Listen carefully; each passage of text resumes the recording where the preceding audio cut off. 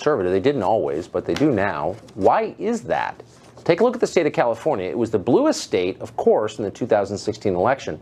But not every part of the state is Democratic. Many counties in the state's Central Valley voted big numbers for Donald Trump. Victor Davis Hanson is a classics scholar and a senior fellow at the Hoover Institution, based at Stanford University.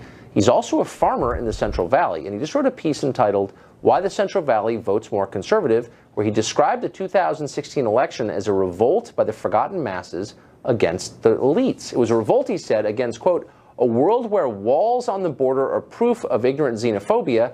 Gates and walls around private Tony residences are logical measures to ensure security." Professor Hanson joins us now. Professor, thanks a lot for coming on. Thank you for having me. So how would you summarize, so what is the core cultural difference that creates the political divide between rural and urban voters? I think it has a lot to do with speech and deeds, thought and action. That people in the country, they tend to be a little bit more isolated, and how they dress or how they sound are not as important as what they do. So we've gone now a half century with this best and brightest paradigm where your zip code or your income or the brand of education that you're stamped with is supposed to mean something, and we take that for granted. And people out in the country tend to be a little bit more autonomous. They pump their own water, they deal with their own sewage. So a man or a woman that can repair a hydraulic ram in 10 minutes or get on their belly and take out a transmission, that takes a lot of skill, and it takes a lot of intelligence and ingenuity, and we haven't valued that because we are in this paradigm. You leave this Tony prep school, then you go to an Ivy League or a Stanford, and then you get branded, you go to DuPont Circle, Upper West Side, and we consider you wise. And the people in the interior said, well, wait a minute, we're $20 trillion in debt, you can't speak on a campus without being shouted down, we've got the worst economic growth. Who are you smart guys that gave us that? Exactly. We didn't do it. Somebody did. And so I think that they want to judge people with what they do rather than what they say or how they look.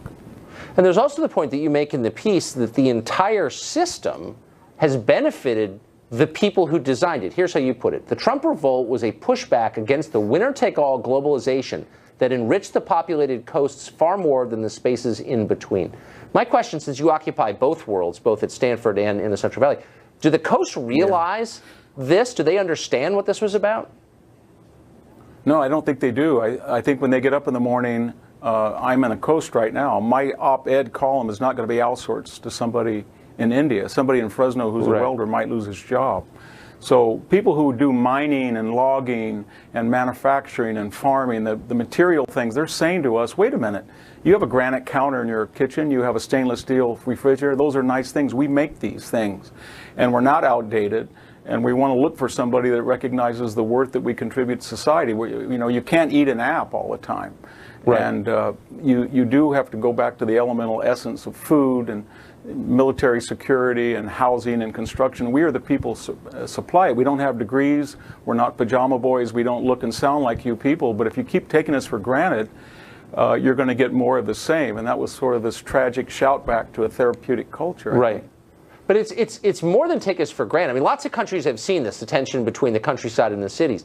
But why the loathing of the people in the cities for the people in the country? Yeah, that's a very good point, Tucker, and that, I think, is a different subject. That is that the people on the coast or the elites never assume that they have to suffer the ramifications of their own ideology. So people are said to be xenophobic or nativist because they want a wall, and then they look at Mark Zuckerberg, who walls around his estate in Hawaii, or they say, we want reservoirs, we need water, we need dams, and the people on the coast say, well, that's so pre-industrial, we don't do that anymore.